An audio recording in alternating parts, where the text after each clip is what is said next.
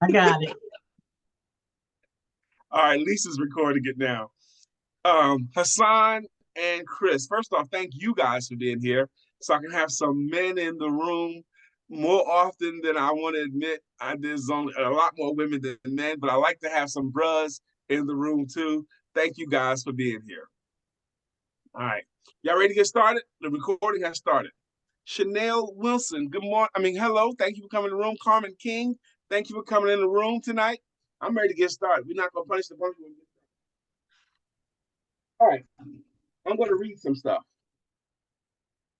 Now, if you've ever said anything like this, my style is participatory, by the way. So I will call on you. This will be interactive. So if you already know you don't want me to call on you and have you speak in public, if you already know you don't want to be put in a potentially embarrassing situation where you have to speak in public, raise your hand now so I can know who to call first. Nobody fell for it, okay? Okay. So all those of you who are willing to come on camera, thank you very much. But have you ever said anything like this? I don't like salespeople or selling. Have you ever said anything like that? I don't like sales. My wife did when I first met her. I met her, I was a speaker when I first met her, but she told me flat out, I don't like salespeople and I don't like selling. Now, she had a business at the time. She had a business at the time. She had an office building. A suite of offices at the time. But she flat out told me, I don't like selling and I don't like salespeople. Right, baby?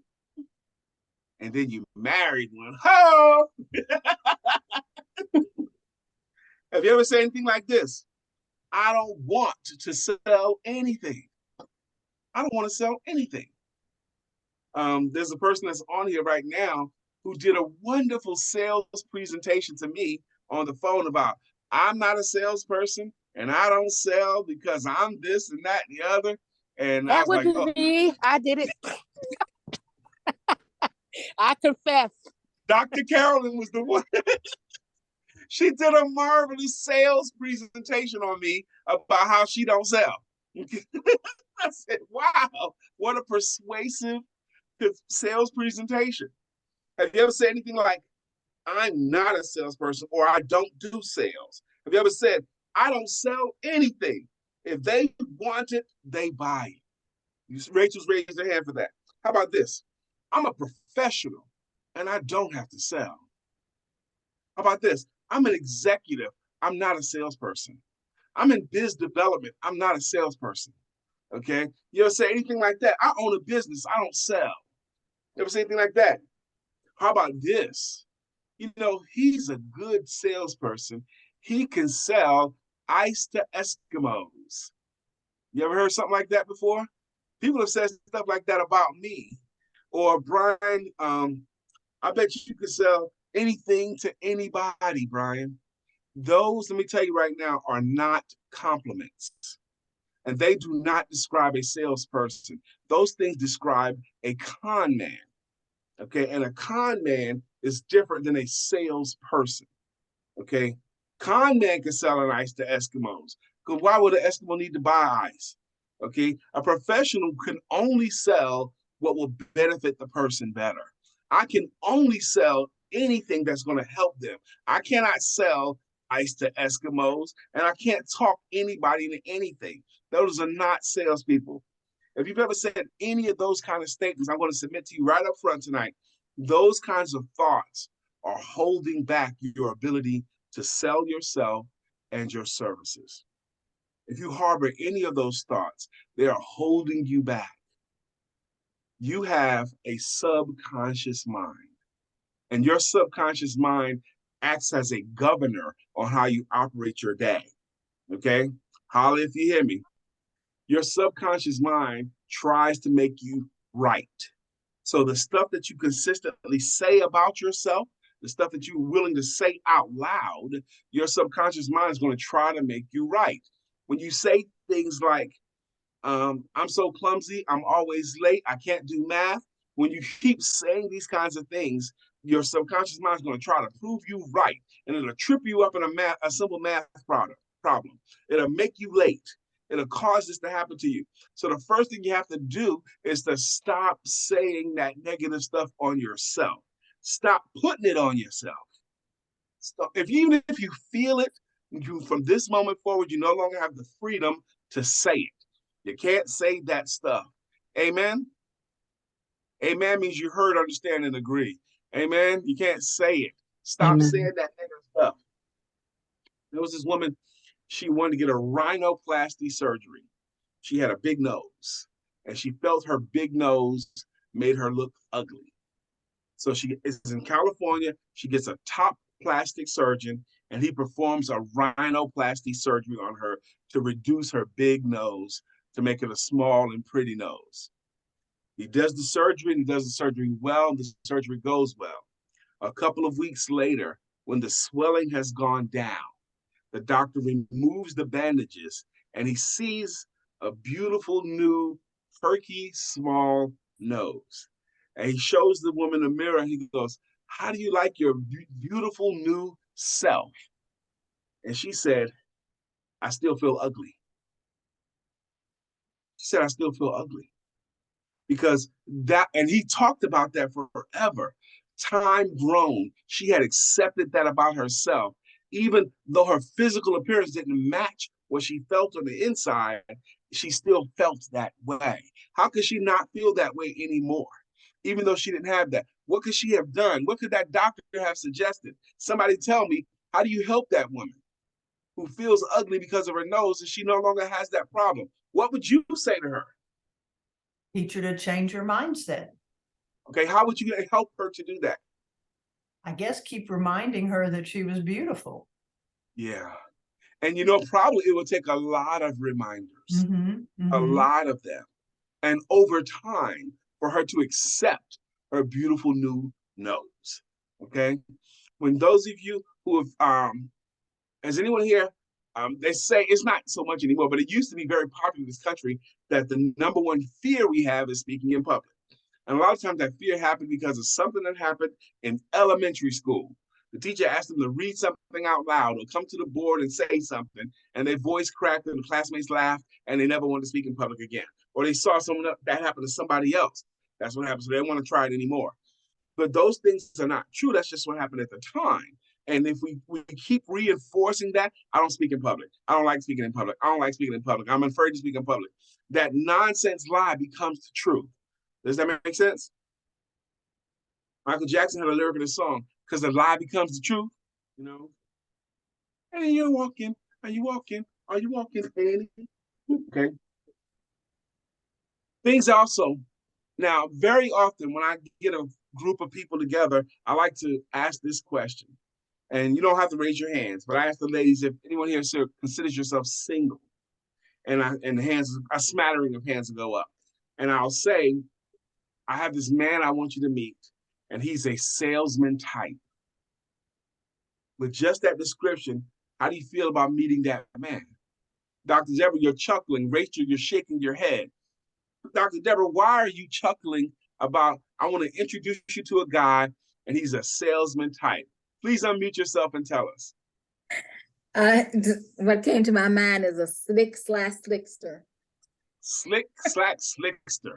Okay. Yeah. All I said was a salesman type. Rachel, why were you shaking your head about that? I think that person's going to be aggressive. You think he's going to be aggressive. Okay. Why would you two think that? I didn't give you any clues of that. I just said he's a salesman type. So you have a negative connotation with a person that sells. Okay. What if I had said he's a businessman? There's a man I want to introduce you to. He's a businessman. What do you feel about that person? Yeah, pretty good. Okay. Or if I said he's an entrepreneur. Oh, yeah, really If good. you're a businessman, if you're an entrepreneur, you have something to sell. You have something to sell. Okay, you're a salesperson. Does anyone here believe in any parts of the Bible? Yes, no? Oh, yes. What was Jesus' profession? Selling Christianity. Huh? Selling Say again, Chris. Christianity. Selling Christianity. Sometimes I ask that question, but he was a carpenter. Can you name any reference to him doing a carpentry job and being paid for carpentry work in the Bible? He sold Christianity without the internet and populated the earth with it. Yes, he did. He sold by parable. He told stories. Come with me, I'll make you fishers of men. Would a man rob God? He told parables that made sense to people. He was the greatest salesman in history. His chief salesperson, his greatest salesperson was the Apostle Paul. The Apostle Paul. What do y'all know about Paul? Anybody know anything about Paul? I know Lisa does. I know Dr. Deborah does. Lisa, when I say the Apostle Paul, what do you think about? I think of your typical salesman, actually. He was a slickster. He was also very zealous. He was overbearing, but Jesus wasn't like that. Jesus was a great listener. Jesus was a listener, and he also was able to explain things in a way that people understood. Now, Paul populated the gospel. He sold the gospel of Christianity aggressively. Yes, He sold it aggressively. He was very. I mean, he would get to the point where kill you if he. Okay. What was Barack Obama's profession? Or Les Brown, or Joel Osteen, or Tony Robbins? Okay, what is their profession? It was a politician. And as a politician, you have to sell people on the idea of voting for you. Okay, why would they do that? Because they have a desired outcome that you can expect as a result of you being in office. Nothing happens in this planet without something being sold. What is, Sister Cindy Marks, unmute yourself. What is the world's oldest profession? I guess sales. I guess sales. Some people think the world's oldest profession is prostitution. That's what a lot of people think. Yeah. Okay. But prostitution is a subsection of selling, because prostitution is selling sexual favors or selling of your body. It is the oldest profession ever. You're going to sell your crops in exchange for some tools or for some money. Okay, that's what you did. The selling part of it is the exchange of value for something else of value. And the easiest thing of exchange of value now is money. The process of getting money in exchange for, that's what selling is. Those connotations that you got about negative people, those came from history and from movies you watched. Movies you watched like Tin Men, and movies you watched like Glengarry Glen Ross, Al Harrington, the salesman on The Simpsons. And the number one was the movie and the book and the Broadway play, Death of a Salesman. Death of a Salesman ran on Broadway for more than 10 years. Death of a Salesman was a play about this sad sack salesman named Willie Loman. And it was a book and it was a movie, Death of a Salesman, and people watched that and they thought that's what the game was. Willie Loman had this false thought that to be a great salesperson, the key to being a great salesperson was to be well-liked. That's what he thought it was. If you were well-liked, you could make it as a salesman. And that's just not the case. How well you're liked doesn't have anything to do with my willingness to give you money. Okay, I could like you fine and never give you anything. And Willie never figured that out. That's why he died broke in that movie, Death of a Salesman. Is anyone here that met me in a favorable way and thought a negative thing about Brother Brian? Okay, have you feel like I'm a slickster?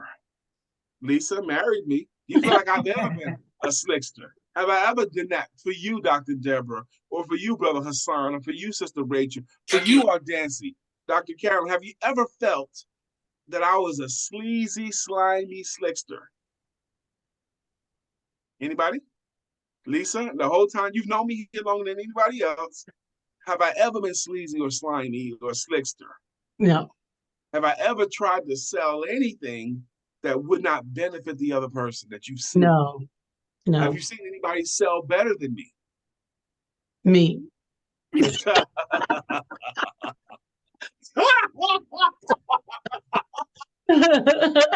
yuck, yuck, yuck, yuck.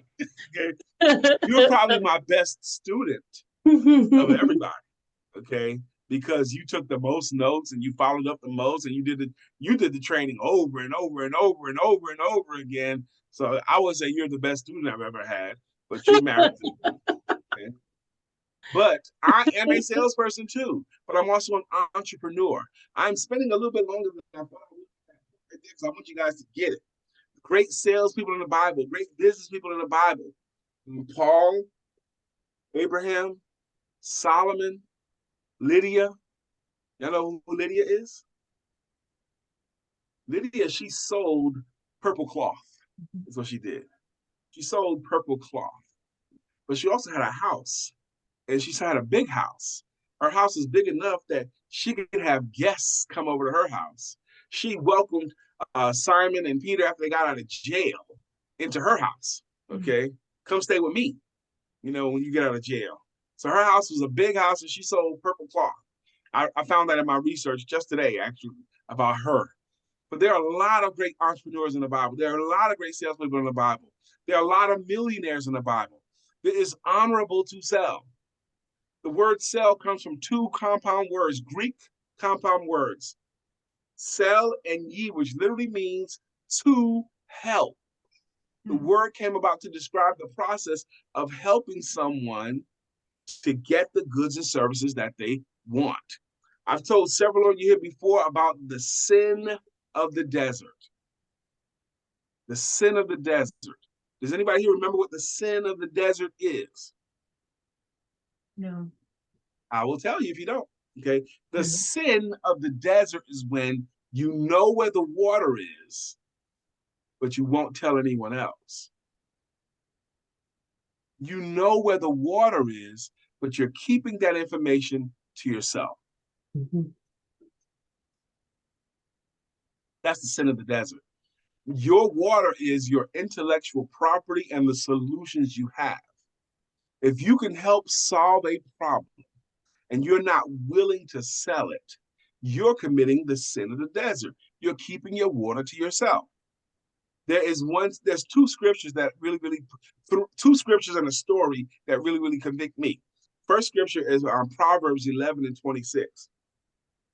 It says, the people curse the ones that withhold the grain. Blessings upon the ones that will sell it. If you have grain and they want the grain and you're not willing to sell it, the people are going to wish curses upon you. But if you are willing to sell it, they're going to wish blessings upon you. Some versions say corn instead of grain. Your corn, your grain is what you know, the solutions you have. Does that make sense? Mm-hmm. You're supposed to sell it. And it doesn't matter why you don't. I'm too tired. They might not reject me. I don't know how. Whatever. You're the one committing the sin if you're not willing to sell it. You're the one. Thus, that convicts me a lot. Another thing that convicts me to sell better, and because you're supposed to sell those scriptures, and this story I'm about to tell you, the same story is in 3 different books of the Bible, the same story. It's in Matthew, it's in Mark, and it's in Luke. The same story. It's the parable of the talents. And it's told 3 different versions by 3 different people. Parable of the talents. And I'm going to paraphrase it for you here. The master is going away and he calls 3 of his servants in front of him. He gives one servant 5 talents, which is a unit of money. He gives another one 2 talents and he gives another one 1 talent. And he's going to go away for a while. He just gives them the talents. And I always think it's interesting that they describe talents as money, because your talent really should bring you money. Your talent should bring you money, okay? So the first servant that had the man goes away and he comes back and he calls the servants and gets an accounting of what they did with the talents he gave them. The first one had 5 talents. He goes, I took the money you gave me, I bought some stuff, I made some stuff, I sold it. Now I have 10 talents and here you go. Good job. Good job, young man. Well, good job, thy good and thy faithful servant. You took the talent I gave you and you doubled the money. That's good. You're welcome into my courts now, where there's going to be feasting. The second one, I took your 2 talents, I bought some cloth, I made some stuff, and I've doubled your money. Here's 4 talents back. Good job, thy good and faithful servant. You're going to be welcomed into my courts where there's going to be feasting. And the third one, he took his talent and he was afraid of losing his talent, so he hid it in the ground. And when he got accounting to his master, he said, look, I know you're a tough guy. I know I want to lose the money, so I hid it in the ground, and I have the same talent that you gave me. Here it is. He goes, get out of here. You're going to be banished. You didn't do anything with your talent but hide it in the ground. You're going to be banished into the outer courts where there's going to be weeping and gnashing of the teeth. You lazy and wicked servant, you. He got chastised because he didn't do anything with his talent. He didn't get anything. He didn't acquire anything. He didn't sell anything. He didn't build anything. He didn't get better. That was distasteful to the master. All of you guys have talents, and you are supposed to sell your talents in exchange for money. Does that make sense? I had a great conversation. I had 2 great conversations the last couple of days with people. One was with Mr. Chris Matthews, and one was a lady named Tab Obiniu. And in these great conversations, I always learn more than my clients. Okay, I learn more when they give me the feedback. One of the things Chris gave me today, because I didn't realize, we have this thing now for 3 weeks now. We've been doing this thing called the Entrepreneurs Sales Meeting. We launched it 3 weeks ago. The Entrepreneurs Sales Meeting, because in corporate America you have managers and you even have sales managers in corporate America, but entrepreneurs don't have anything like that. So I had this great idea to have a weekly entrepreneur sales meeting. Chris is a member, and so is Dr. Deborah Dunstan. They're members of the Entrepreneur Sales Meeting. And talking to Chris about the last meeting we had, what he highlighted for me was something that I didn't think was that important to tell, but it made a big difference to him. Okay, the 6 things that count as work. Like for example, Rachel Dickerson. I know you're a hard worker. How many hours would you say you work per day? 7. 7 hours that you work per day. Okay. And so Dr. Carolyn, I know you're a hard worker too. How many hours do you feel like you work per day? Okay, say that one more time. Okay, that one more time. No, anyway, how many hours would you say that you work per day? Oh my goodness. Anywhere from 10 to 12 hours a day. Yes. 10 to 12 hours a day. Okay, and those are typical answers. But now I'm going to challenge your answers. Okay? Because the average salesperson, the average entrepreneur, the average business person, they might be at work 10 hours a day, 12 hours a day. They might be at work 60 hours a week, but actual work is about an hour and a half a day. An hour and a half a day. This is from studies done now, 10 years ago, 20 years ago, 30 years ago, 50 years ago. Because it depends on how you define the work. We define work as only activities that can produce money. Everything else is getting you ready to do work. They're all preparation stuff, but not actual work. If it's not prospecting, actively looking for someone to offer your services to, that act is considered work. The time you spend prospecting, the time you spend actually presenting, that's work. Presenting what you have. When you showcase it forever, that's the work. When you're showing them what it is, that is working. Looking for someone to show it to and actually showing it to them, that's work. Prospecting, presenting, closing, going through closing efforts. The process of asking for money in exchange for. Prospecting, presenting, closing, following up on people that have either bought or didn't buy. That's considered working too. Prospecting, presenting, closing, following up, delivering. If you're a coach, you have to coach. Okay. If you sell financial services, you got to teach financial services. If you sell makeup, you have to teach them how to deliver the makeup and show them how to use it. Delivering counts as work. And studying. Time with your coach kind of study, and time on YouTube kind of study, reading books, that kind of study. But everything outside of that is not real work. If you define work as like putting forth an effort to get something done, if you define it in the dictionary, there's a wall in my office right here. If I started pushing on this wall with the intention of moving this wall, and I'm pushing on it, and I push on it for an hour or 2 hours or 7 hours or 10 to 12 hours, if I'm pushing on this wall, no matter how tired I get, no matter how long I push on this wall, if this wall doesn't move at all, no work got done. I got tired, but no real work got done because I didn't move the wall at all. I just pushed on it. Does that make any sense? Prospecting, presenting, closing, following up, delivering, or studying, that counts as work. Now, when you run it through those filters, think about, you don't have to say the number now, but think about how much time you actually spend working if you're doing one of those activities. How much time per day do I spend looking for someone to help? How much time do I spend actually presenting? The single greatest use of your time in the course of a workday, the highest return on investment in the use of your time is actually talking to a living, breathing person who could Absolutely. potentially be a client or is a client. They could potentially be a client or is a client. Spending time talking to someone, living, breathing, with their own personality, that is the single greatest use of your time. Nothing gets close to equaling that, okay? How much time do you spend actually talking to people? The reason why I ask that question right now is a lot of times I'm talking to entrepreneurs who feel like they need sales coaches, and they go days and sometimes a week without talking to anybody that they can offer their services to. But they work every day. They work every day, but they're not talking to potential clients. They're doing stuff that they've done before. They're preparing. They're getting their website tight. They're getting their branding tight. They're working on their funnels. They're working on their website. They're working on their branding. They're working on their funnels. They're working on their follow-up letters. They're working on their emails. They're working on all those things. And none of those count as work yet. Okay? Those are getting you ready to go to work. Getting you ready to go to work. Sister Nancy Lowney, I hope I pronounced that correctly. Is it Lowney? Please unmute yourself. Now, Yes, Sister Nancy, the services that you offer, are you selling these services to people or for people? 4 people. Are you sure?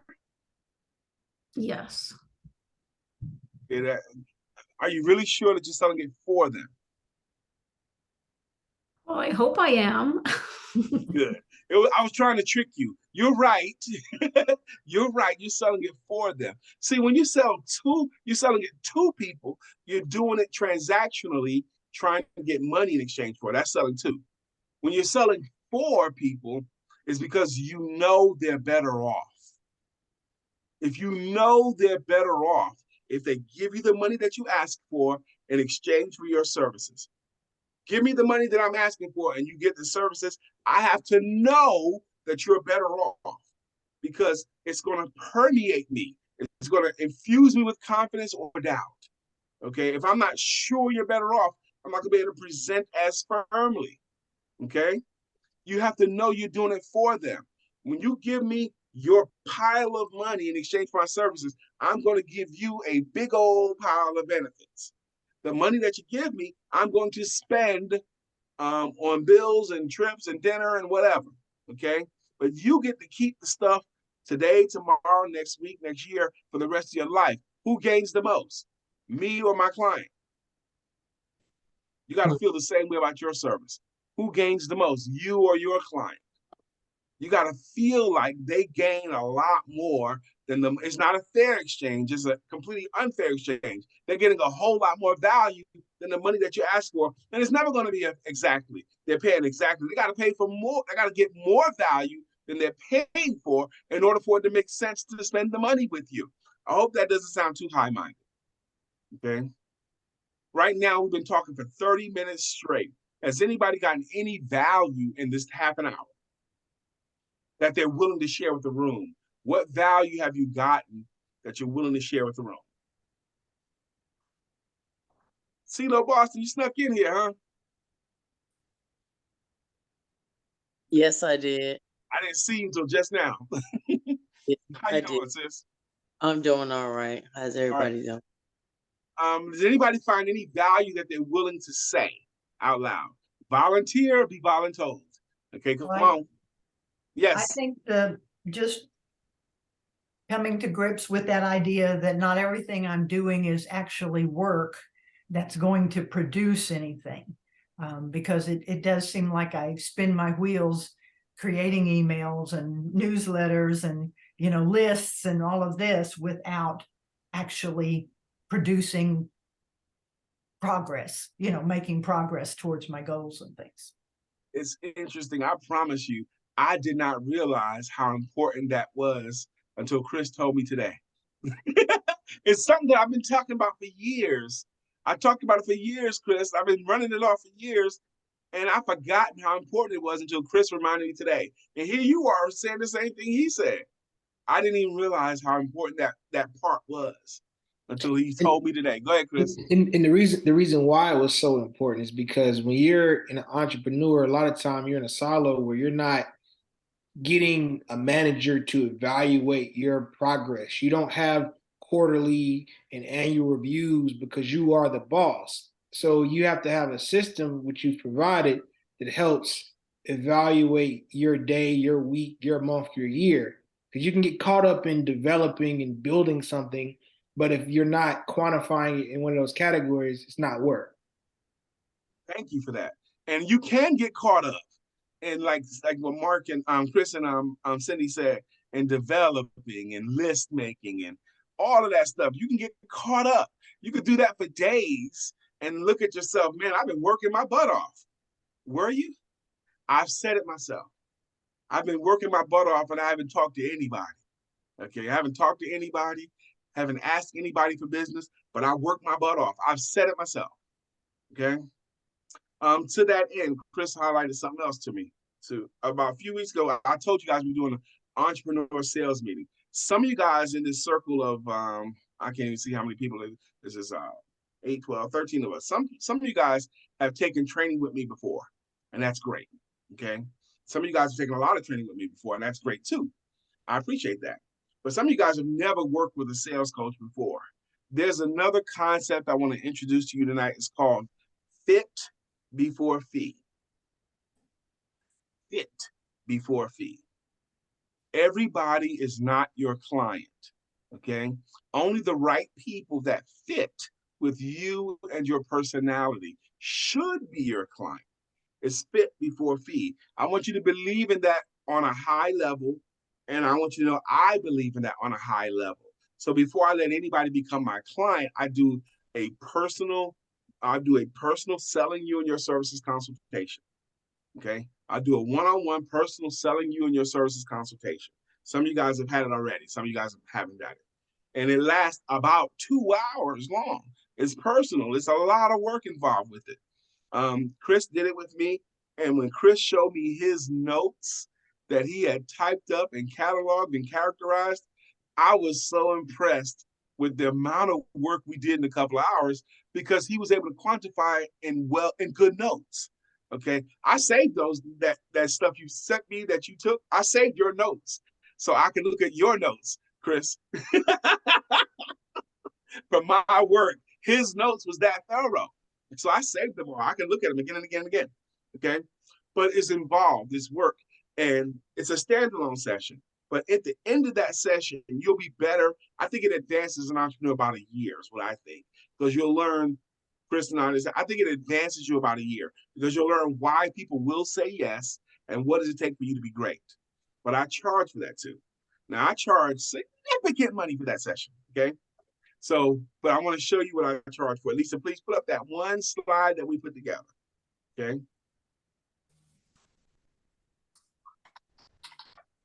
And again, thank you guys for coming in here tonight. You honor me with your presence. Sister Chanel Wilson, while Lisa's looking for that, Chanel, what do you do for a living?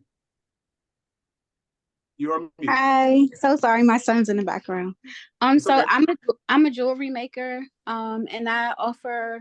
So I'm a creative artist and consultant, and I I provide tangible reminders, like to remind people of the love of God, and I offer creative classes that are biblical based. Wonderful. How did you find this meeting tonight? I'm in a group called Wow. With I Women think her name is of Tab. Wisdom. Yeah. Yes. Women of Wisdom. Yep. From Tab. Yep. And she told you about tonight, and you actually showed up here. That's nice. Yes. That's beautiful. Thank you for telling us that. The personal selling you and your services consultation one-on-one with the sales confidence coach, which is me, I charge $497 for it. That's $497.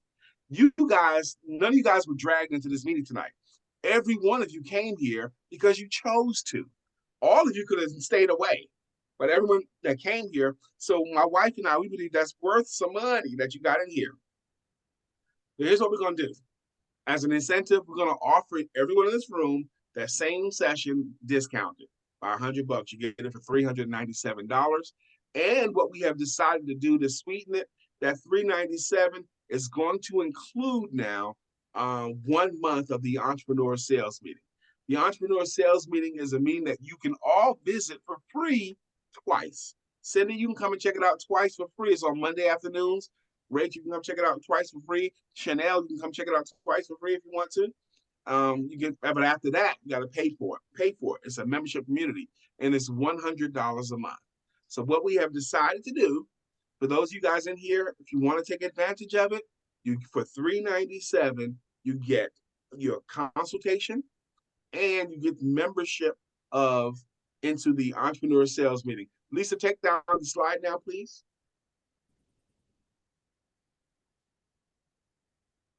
Okay, good. Thank you, baby. Now, I have enjoyed my time with you. Does anyone here have a more positive concept of selling and salespeople than you did when we first started? A little bit more positive instead of just all negative? Okay, maybe a little bit. You know, he's not sleazy, slimy, Rachel. Rachel, when was the last time, and be truthful here, because if it's happened to you yesterday or today, just tell us so. But I want you to think about the last time a sleazy salesman tried to sell you anything, or a bully or an asshole salesman.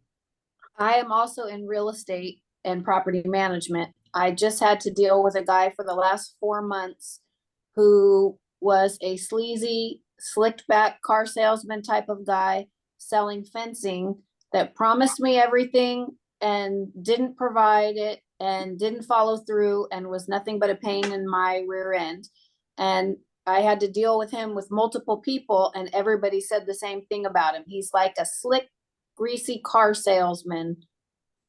And so I think part of where my mindset is that I have to figure out how to change is when I see my phone ring and someone's calling that I know is a person that's trying to sell me something, it already puts a negative thought in my mind.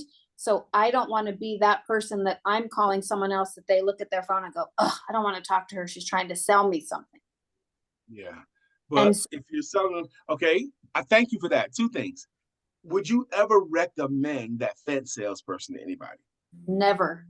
Those multiple people that had the similar thought that you did, is it possible any of them would ever recommend him? They all specifically told me they would never recommend him and would They would stop never using. recommend him. Yeah. So he's going to have to keep working very, very hard to find people that have never heard about him, or because you're never going to get any recommendations. Recommendations make your business easier. Okay, when you get recommendations, your life is easy. It's like getting fast breaks in basketball. If you have to only walk the ball up the court and go against set defenses, this is a harder game to play. But if you get some fast breaks going less defense, only one person back there versus 5. So same kind of concept. When you're doing good, you can get some fast breaks. You can get some recommendations that make it easier for you. But when you're not, everything's got to be harder. And it's harder to even stay in business when you do it like that. Okay? Agreed. But thank you for that story. And here's the other thing, too, you said that was really, really helpful. I need to address. You don't want to be the person that when people look and see it's Rachel calling, think, oh, she's going to try to sell me something. Okay? And that's a real, real statement there. A lot of people have had that in their head, what you're thinking, Rachel. And what that has caused is it has caused people to swing the pendulum back too far. Okay? For fear of being looked at as, I don't want to take the call. What they do now is they don't ever ask for business at all. They won't sell anything because they don't want to be looked at that way. They won't ever ask anybody to try their services out at all. Okay, I'm not saying that's you, Rachel, but I'm saying that's a lot of people. So for fear of being perceived that way, they won't even ask for business at all. And what it has caused is a whole generation of entrepreneurs who do great presentations, who do great at managing social media, who are really, really good at it, but they don't make any money because they never ask for business. Never. They never say these words, and I want you guys to say a lot. These are the words I want you to say. Once you believe they understand what you have, say these words. Will you give my services a try? Will you give my services a try? Yes. I want you to say that. Once you believe they understand, don't do it until you think they know, and you get to decide when that is. When you believe they understand what you offer, ask these words. Will you give me a try? Will you give my services a try? That's such a non-threatening way to ask for business. Telling what you do and showcasing what you do with great presentations and never asking for the business, you have wasted everybody's time. You wasted theirs and yours, okay? There's a concept called, an Aesop fable about Buridan's ass. Buridan's ass. The story of Buridan's ass is actually in my book, Asking for the Money. But Buridan's ass is the story about this donkey that starves to death while standing in between two huge stacks of hay because he can't make up his mind which stack is better to eat from. He wants hay, it's his favorite food. He's got two options and he can't make up his mind. When you do a great presentation and don't ask for the business, when you present it well and you don't at least attempt to close, you are putting your clients in the same position as Buridan's ass. They're going to miss out on the benefits of you. They're going to miss because you need to lovingly lead them to one pile of hay. You need to ask for business. If you don't, what'll happen? And here's another thing too. If you leave their presence, like you do a Zoom presentation with them and they understand what it is, and you don't ask for business, it's not going to sound pretty, okay? But I'm going to tell you what it is. I promise you this is true. If they understand what you have and they need what you have something that they need, and both you and them agree that you have something that they need. They've even said words to you. That'll be great. We need that solution. I want to have that solution. If that happens and you don't ask for business and you leave their presence, they like you less. They like you less. And it's your fault. You identified a problem, you got a solution to them, and you didn't give them a chance to take the solution. You left their presence, they like you less. They think less of you when you don't at least ask for the business. Your personal integrity is at stake. Because if your stuff was as good as you said it is, you'd at least try to sell it to them, right? You'd at least offer it to them. And if you won't at least offer it to them and they see that you can be helpful to them, if they see that you can be helpful to them and you don't even try, that right there, they like you less because you wasted time. You wasted their time and nobody likes their time wasted. Sister Chanel says, this is powerful. And Jacqueline Rosie says, wow, they like me less. Ouch. And I'm so happy you said ouch, because if you can't say amen to something, very often the best answer next is ouch. Amen or ouch. And it's okay to get some ouches, but it's not okay to stay in an ouch state. It's okay to get it wrong, but it's not okay to stay in that place. You feel me? Chris gave it a great example. We don't have any of that as entrepreneurs. I think the entrepreneur sales meeting is a good idea. I do believe you'll get more value out of all that if you've had a chance to have a one-on-one session with me.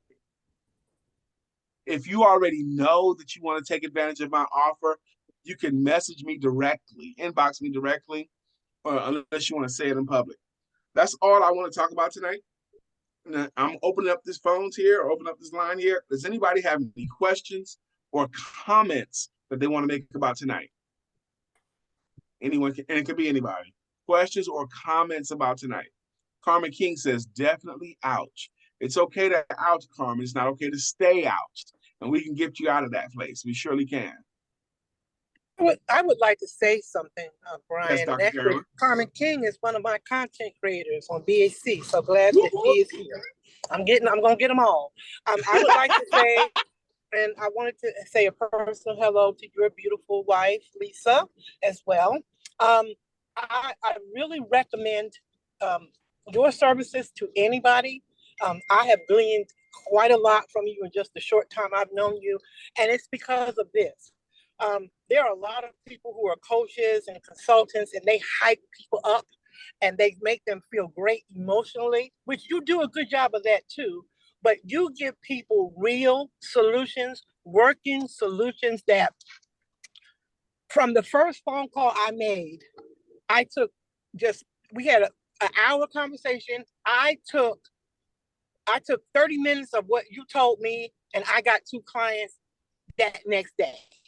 So you give people practical working solutions to work with, and I definitely am one of you and Lisa's biggest fans. And thank you so much. And I'm going to get all my content creators with you some way somehow. So thank you so much, Brian. That was an amazing testimony.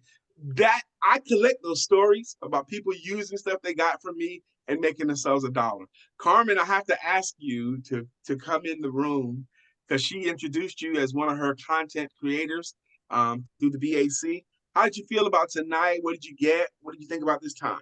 What I found was interesting is, from the short presentation that you did with us, and now today when I'm listening, definitely powerful, definitely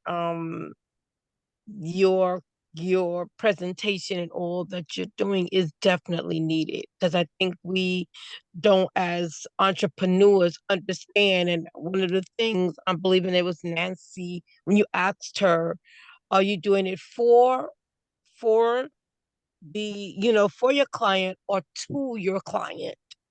And that stayed with me, because one of the things we like, I think we shortchange it, and I believe you were saying it in that perspective, is that we are always thinking about to the client, but the client needs to know that this is something that they need. So even if it sells, it's nothing wrong with it selling, but they understanding understanding that it's needed. It's something that solves a problem. Yep. And they're better off because of it. Right. And they're better off because of it. And one of the other things I'm realizing is, and I tell people all the time, I tell, personally to, people I connect with, it anything that you're doing, you got to learn, grow and learn. I'm a travel consultant, and as a travel consultant, one of the things I love about what I do is they're constantly giving us opportunities to learn and grow. And this is one of the things I see with what you and your wife are doing, because it's so, like I said, from the time you did this short presentation, we need to understand that learning how to sell is something major for your business, because you It's a have to be critical able. skill, in my opinion. I must say thank you, Sister Carmen. And Rachel, I saw your hand go up. Again, I love Rachel Dickerson. Rachel, what is your thoughts about this evening's time together? I just wanted to say that listening to you speak is always amazing. Thank you. And you got your energy is amazing. That's your energy is amazing, and I think sometimes I almost feel like people that don't have energy like you can't be good salespeople. Well, I don't want you to hold that, okay? Because any kind of personality can outsell any kind of personality. The reserved, don't talk much person can outsell the boisterous person too. The demure, quiet person can outsell the loud person because they'll devote more time into follow up and systems. Okay, I mean, it could be someone that don't talk hardly at all, but they follow up well, they can outsell the big talker. Okay. I believe the young, innocent person can outsell the seasoned vet, and the seasoned vet can outsell. It's any type of personality can outsell any type of personality, in my opinion. With the Okay? right systems and training. Yes, ma'am. With the right systems. Systems are more profitable than skills. I want y'all to get that. Systems are more profitable than skills. You do need a selling you and your services system. You do need a system of managing current clients, a system from handshake to paying clients. And if you don't have one, borrow the one I teach you and shape it to fit your needs. Okay? Anybody else have anything they want to say? I want to invite you guys to take advantage of my offer. It's impossible to succeed in business without investing in yourself. Benjamin Franklin says, empty the pennies of your purse into your mind, you fill that purse with gold. Is anybody here willing to quit their business and work for someone else's job? What if it was a good job? Chris? Lisa?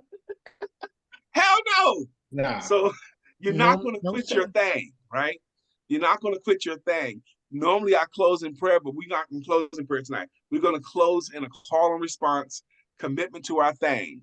And if you're willing to do this with me, I want you to unmute yourself now. I'm going to say some words. If you're willing to do it with me, I'm going to say some words and I want you to repeat it back. I want you to match my enthusiasm as well. If you're not willing to match my enthusiasm, just don't play, okay? But if you're willing to match my enthusiasm, say what I say, okay? If you're willing to do it, come off of mute right now. Here we go. I pledge allegiance I pledge allegiance to my thing. to my thing. I'm going to rise above I'm gonna rise above doing what I love. doing what I love. I'm going to make some dough I'm gonna make some dough doing what I know. doing what I know. And those that laugh And those that laugh can kiss my assets. can kiss my assets. Amen. You made a public declaration. Everybody in this room heard you say it. So they're all your angels now, and you owe it to everybody that heard you to do what you said tonight. All right? Reach out to me, reach out to Lisa. That's right. Kiss my assets. Oh, yeah. That's right. All right? And we'll help you get involved. I think all of you should be doing at least the entrepreneur sales meeting. I'm going to call that a night. Good night, everybody. Good night. Good night.